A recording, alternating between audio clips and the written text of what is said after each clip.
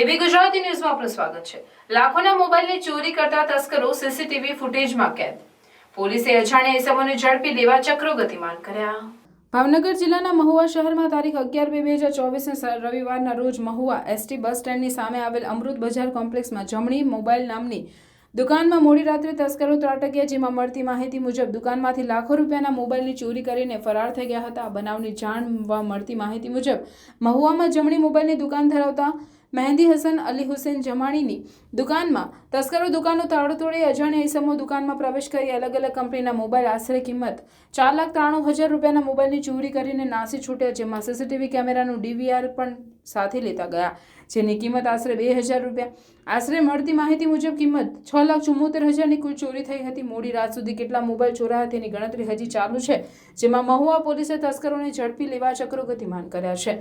Cameraman Sameer ગાહા સાથે reporter Firoz Malik, Mahuva.